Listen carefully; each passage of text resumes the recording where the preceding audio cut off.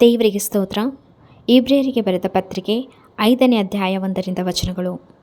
ಪ್ರತಿಯೊಬ್ಬ ಮಹಾಯಾಜಕನು ಮನುಷ್ಯರೊಳಗಿಂದ ಆರಿಸಲ್ಪಟ್ಟವನಾಗಿದ್ದು, ಮನುಷ್ಯರಿಗೋಸ್ಕರ ದೇವರ ಕಾರ್ಯಗಳನ್ನು ಜರುಗಿಸುವುದಕ್ಕಾಗಿ ನೇಮಿಸಲ್ಪಡುತ್ತಾನಲ್ಲ. ಅವನು ಅವರಿಗೋಸ್ಕರ ಕಾಣಿಕೆಗಳನ್ನು, ಪಾಪ ನಿವಾರಣಕ್ಕಾಗಿ ಯಜ್ಞಗಳನ್ನು ಸಮರ್ಪಿಸಬೇಕು. ತಾನು ಬಲಹೀನನಾಗಿರುವುದರಿಂದ ಅವನು ಜ್ಞಾನವಿಲ್ಲದವರನ್ನು, ಮಾರ್ಗ ತಪ್ಪಿ ನಡೆಯುವವರನ್ನು ತಾಳ್ಮೆಯಿಂದ ಸಹಿಸಿಕೊಳ್ಳುವುದಕ್ಕೆ ಶಕ್ತನಾಗಿರುವನು.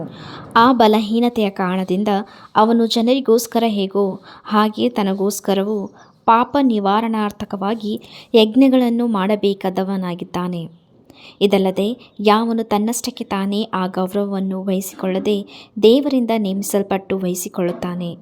ಆರೋನನು ಸಹ ದೇವರಿಂದಲೇ ನೇಮಿಸಲ್ಪಟ್ಟು ಆ ಗೌರವವನ್ನು ವಹಿಸಿಕೊಂಡಾನಲ್ಲ. ಹಾಗೆಯೇ ಕ್ರಿಸ್ತನು ಸಹ ತನ್ನನ್ನು ಘನಪಡಿಸಿಕೊಂಡು ತನ್ನನ್ನು ತಾನೇ ಮಹಾಯಾಜಕನಾಗಿ ಮಾಡಿಕೊಳ್ಳಲಿಲ್ಲ. ಆದರೆ ನನಗೆ ನೀನು ಮಗನು, ನಾನೇ ಈ ಹೊತ್ತು ನಿನ್ನನ್ನು ಪಡೆದಿದ್ದೇನೆ ಎಂದು ಹೇಳಿದಾತನೇ ಆ ಗೌರವವನ್ನು ಆತನಿಗೆ ಕೊಟ್ಟನು. ಆತನು ಇನ್ನೊಂದು ಸ್ಥಳದಲ್ಲಿ, ನೀನು ಸದಾಕಾಲವೂ ಮೆಲ್ಕಿಜೆದೇಕನ ತರಹದ ಯಾಜಕನು ಎಂದು ಹೇಳುತ್ತಾನೆ. ಕ್ರಿಸ್ತನು ತಾನು ಭೂಲೋಕದಲ್ಲಿದ್ದಾಗ ಮರಣಕ್ಕೆ ತಪ್ಪಿಸಿ ಕಾಪಾಡ ಶಕ್ತನಾಗಿರುವಾತನಿಗೆ ಬಲವಾಗಿ ಕೂಗುತ್ತಾ, ಕಣ್ಣೀರನ್ನು ಸುರಿಸುತ್ತಾ, ಪ್ರಾರ್ಥನೆ ವಿಜ್ಞಾಪನೆಗಳನ್ನು ಸಮರ್ಪಿಸಿ ದೇವರ ಮೇಲಣ ಭಯಭಕ್ತಿಯ ನಿಮಿತ್ತ ಕೇಳಲ್ಪಟ್ಟನು. ಹೀಗೆ ಆತನು ಮಗನಾಗಿದ್ದರೂ ಅನುಭವಿಸಿದ ಬಾಧೆಗಳಿಂದಲೇ ಅವಿಧೇಯತೆಯನ್ನು ಕಲಿತುಕೊಂಡನು. ಇದಲ್ಲದೆ ಆತನು ಸಿದ್ಧಿಗೆ ಬಂದು ದೇವರಿಂದ ಮೆಲ್ಕಿಜೆದೇಕನ ತರಹದ ಮಹಾಯಾಜಕನೆನ್ನಿಸಿಕೊಂಡವನಾಗಿ ತನಗೆ ವಿಧೇಯರಾಗಿರುವವರೆಲ್ಲರಿಗೂ ನಿರಂತರವಾದ ರಕ್ಷಣೆಗೆ ಕಾರಣವಾದನು. ವೃದ್ಧಿಯಾಗದಿರುವ ಕ್ರೈಸ್ತರಿಗೆ ಎಚ್ಚರಿಕೆ.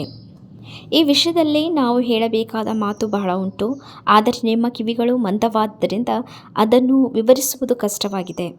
ಕಾಲವನ್ನು ನೋಡಿದರೆ ನೀವು ಇಷ್ಟರೊಳಗೆ ಬೋಧಕರಾಗಿರಬೇಕಾಗಿದ್ದರೂ ಒಬ್ಬನು ನಿಮಗೆ ದೈವೋಕ್ತಿಗಳ ಮೂಲ ಪಾಠಗಳನ್ನು ತಿರುಗಿ ಕಲಿಸಿಕೊಡಬೇಕಾಗಿದೆ. ನೀವು ಹಾಲು ಕುಡಿಯತಕ್ಕವರೇ ಹೊರತು ಗಟ್ಟಿಯಾದ ಆಹಾರವನ್ನು ತಿನ್ನತಕ್ಕದವರಲ್ಲ. ಹಾಲು ಬೇಕಾದವನು ಕೂಸಿನಂತಿದ್ದು ನೀತಿವಾಕ್ಯದಲ್ಲಿ ಅನುಭವವಿಲ್ಲದವನಾಗಿದ್ದಾನೆ. ಗಟ್ಟಿಯಾದ ಆಹಾರವು ಪ್ರಾಯಸ್ಥರಿಗೋಸ್ಕರ, ಅಂದರೆ ಜ್ಞಾನೇಂದ್ರಿಯಗಳನ್ನು ಸಾಧನೆಯಿಂದ ಶಿಕ್ಷಿಸಿಕೊಂಡು ಇದು ಒಳ್ಳೆಯದು ಅದು ಕೆಟ್ಟದ್ದು ಎಂದು ಭೇದವನ್ನು ತಿಳಿದವರಿಗೋಸ್ಕರವಾಗಿದೆ. ಈ ವಾಕ್ಯ ಭಾಗವು ಇಬ್ರಿಯರಿಗೆ ಬರೆದ ಪತ್ರಿಕೆ 5ನೇ ಅಧ್ಯಾಯ 1ರಿಂದ 14 ವಚನಗಳು.